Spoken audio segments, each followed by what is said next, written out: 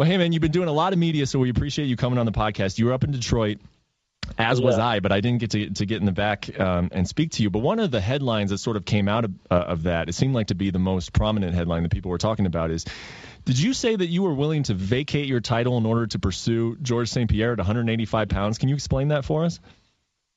Yeah, it's tough for me to even, be in a position where, that's an option right now, because every time I talk to Dane, I start talking about George St-Pierre. No.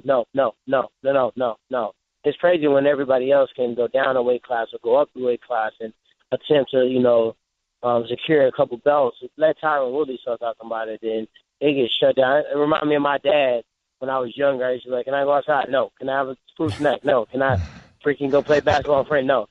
Before I even opened my mouth, I felt like it was going to be no. But at the same token, every time something is needed for me, the expectation is for it to be yes, of course. 4 weeks notice, no problem. This opponent that's not going to draw any pay-per-view, I would love to. So I just want to, keep that in the back of my mind when some people start asking me some stuff. Are you almost at this point by the UFC expected to be just remain at the welterweight division, like you said? Because there are a lot of fighters at your level and higher that are sort of jockeying whatever weight class it is, big money fights, whatever. Are they sort of hoping that you just stay put and, be a good UFC soldier for the remainder of your contract? Yeah, they can't decide what weight class you compete in, though. How about all the guys that go on 3 fights losing streaks and switch weight classes, and we forget they even lost, or someone wants to go up to challenge for a new belt. I'm not trying to do what Conor did, or people that are just challenging for a belt to say they have 2 belts and not planning on defending it. I'm planning on switching the weight class. If that's what it takes for me to fight George St-Pierre, who is supposed to be the greatest welterweight of all time, for me to go out there and submit that victory for my legacy, if it's worth me going up to a completely different weight class and competing in that weight class for more than just one fight, I'm willing to do it. I don't think George had many plans on competing in that weight for very many fights. I think he saw Michael Bisping was a good style matchup. Even Robert Whittaker is challenging, but still a decent matchup for him. He might knock those 2 fights out, maybe a super fight with Conor or somebody else after that and be done. So I'm actually willing to, compete in that weight, even though I'll be grossly undersized, outpowered by some of these guys. But I think mine is a strong muscle, man, and I've been using that the entire career. Well, seeing you move up to middleweight to fight George St-Pierre at middleweight would be just about the most 2017 MMA thing I could think of. We've seen a lot of things take place in this sport this year. It doesn't always make the most sense. I mean, if you guys are going to fight, why doesn't he come down to you? And quite frankly, I think that's what he wants to do. Like you just said, I don't think he wants to fight at 185 anymore. So he doesn't want to come down to our weight class and start defending the belt with all these new guys. At one point, he was able to look down at all these guys. He was at the throne. He got to watch film, watch them compete against other people. He was fighting 2 or 3 times a year, and he was able to spectate and watch his opponents. He's been out of the sport so long. These guys are going to be new to him, new challenges, new threats, training, and just the science of the sport has evolved in a manner where, he can't just go out there and jab and take people down. These guys are going to be able to defend the shot. Guys like me, guys like Carl Usman, maybe guys, some other wrestlers in the division. And then some guys are going to be punching harder. I'm going to be punching harder than he will be. You know what I mean? It's going to be very tough for him to implement some of the same game plan that he's done on other people. And I think he has to evaluate, do I really want to do this again? Do I want to make this run again? Didn't I already do this? Do I got to really prove myself again? No, let me just take and select fights that are going to be big fights, make a lot of money. And that's what I really want to do. Yeah. So what do you think his plan is right now? You think he's trying to just freeze out the UFC, wait until they give up and they strip him of the title, they move on with the middleweight division, and then what? Fight Conor? Is that his plan? Oh, for sure. What kind of injury did he have? Colitis. It's a bowel. Yeah. It's like an inflammatory bowel disease that I think he needs to take pills in order to. Nobody's going to question it. Nobody's going to check. Nobody's going to give him a freaking enema and make sure he's all right. So he can roll with that injury, and nobody's going to challenge it. At the end of the day, I'm not saying he's not injured, but but he's not a silly guy. He's a very smart guy, very calculated, and I don't think he's going to defend that belt. That belt doesn't really mean as much to him. He just want to say that I was champ at welterweight, I was champ at middleweight. Michael Bisping was a perfect fight to come back on. A guy that didn't have a ton of power, durable, wasn't as clean of a striker as George was. Obviously George was able to take him down. He clipped him with the left hook based upon just studying tape and knowing that, he doesn't defend well on certain sides. So he was smart, man, and it was a good fight. Bisping, in my opinion, was having his great moments in the fight as well.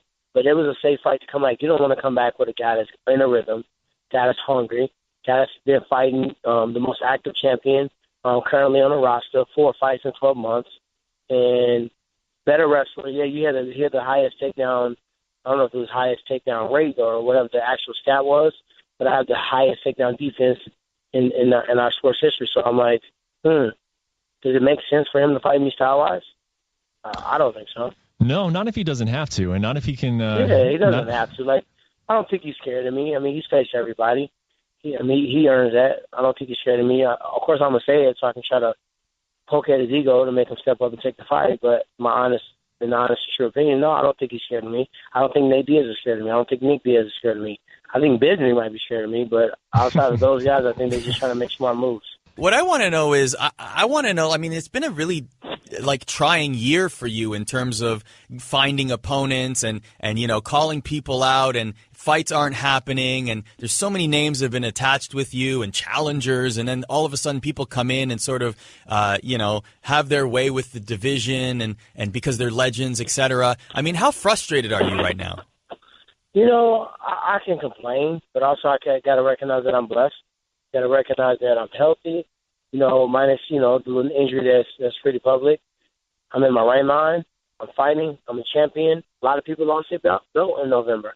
Maybe it wasn't guys willing for me to fight on that card, because the thing was all the current champions ended up losing their belt on that card. I defended my belt 3 times, fought 4 World Title fights in 12 months. I've been super active on Fox. I got my own TMZ show, Hollywood Beatdown. I've been doing a lot of acting stuff, a lot of TV stuff, a lot of motivational speaking, and I got some new things coming up, my foundation, some books, and just, trying to brand myself in a different direction. So I can't complain about my life. My life is good. I have a good life. And then also everybody, so quickly to point out the things that are going wrong, I do want to sit and reflect on the things that are actually going right. Yeah. So with all of that said, is it official that you've made the decision to postpone the shoulder surgery? And if so, I don't know yet. I don't feel rushed. You don't know? Okay. I mean, if it was an Nate Diaz situation, yeah, I would have definitely postponed it. If it's boo-boo the fool, probably not. It's not worth it. I'd rather, go and take care of it and get it done. And it also depends on the style matchup. I've had this situation before. I competed with it for a full year without actually being able to function normally. And I know which style matchups, that I will be able to, actually go out there and fight and feel pretty confident. If you do do the surgery, what is the recovery time, and takes you out for how long? I don't need a complete reconstruction. I got a slap tear, so I didn't fully tear it. They call it like a clock, so I didn't go from 12 to 12. I went from around 12 to 6. It's pretty severe. 12 to 7 o'clock. They typically say, man, go ahead and have the surgery. So I had 3 opinions. One guy was just not interested, so I didn't even use his opinion. I threw it out the window. One guy strongly suggested I did. The other guy strongly suggested I consider stem cell PRP and some other stuff first, or do the surgery, not full reconstruction, clean it up, tack it down, then inject PRP and stem cells on the way out. Well, let me ask you this, because it does seem like there's some – obviously you need to figure out what you're going to do with the shoulder, and that it will have a big impact on this. But, okay, so let me ask this one first. If George's plan was to win the middleweight championship and then, sit out, basically force the UFC's hand into stripping him, and now he's hoping for Conor McGregor. And this is all going to tie into what I'm going to ask you next. Do you think it works? Do you think Conor McGregor and George St. Pierre are going to fight each other in 2018? It's hard to say with George, and George is good at getting us all pumped up, getting us excited, and then making us wait. So I don't know what his plan is. Like no contract. UFC is not going to make a contract. I've seen the contracts. They're not going to change George St-Pierre contract. Nor would George St-Pierre sign a contract that boxes him in and forces him to fight Robert Whitaker and Robert Whitaker only. You know why? It's a crazy sport. People fail drug tests. People get injured. People retire. People, we can't control with another opponent. So when they tell me that he has to fight Robert Whitaker, it's full of crap. Because why didn't Bisping have to fight Robert Whitaker? You know what I mean? Why didn't he have to fight him?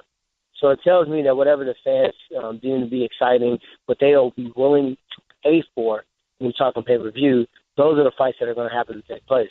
So I don't buy that, man. I think it's BS. I don't think, he can't fight you because in his contract he has to fight middleweight. Okay, well, I'm telling you, let's keep the contract. God, I would hate for him to get sued. Let him fight me at middleweight. I'll give you a belt up. Here, you can have it back. Yeah. Let me fight for the belt. Let me go up to his weight class with no belt, meaning that if I lose, I'm no longer the champion in any division. So when you put that out there like that and the answer is still no, that tells me that, what, it's not going to happen. So that's a perfect segue into my next question is what happens, how many times do you fight next year and who do you think those fights are against? Give us your best guess. Hopefully it's 3 times next year. Hopefully, I shut a couple fools up real quick and then I get to a point where I'm in position. UFC, we don't have that many stars, man. They're looking around and searching. They're trying to force feed the stars, people that are, they feel like it's going to fit the mold. And at the end of the day, it's a volatile sport. It's 4-ounce gloves. These people take losses. They lose belts. And then you're stuck in the same position. Why not utilize a person that's doing the most by himself, definitely freaking fight in a certain way, looks a certain way, never failed a drug test, not giving you hell, and going out there and promoting himself and showing you that, hey, man, everybody else sees it. He's right underneath your roster right now. So with all that said, I think I'll fight 2 fights. Maybe they shuffle their deck because a lot of really pivotal matchups in the welterweight division. Maybe those fights pan out. A true number one that emerges. I'll fight 2 of those guys.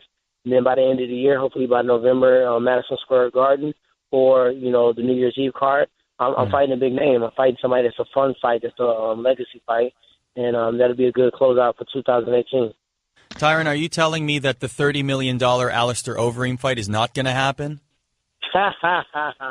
You know what? After Ngannou, man, I might take that fight against Alistair for 15 What weight class? Man. What weight class, man? What weight class? It don't even matter, man, because Ngannou took half his chin.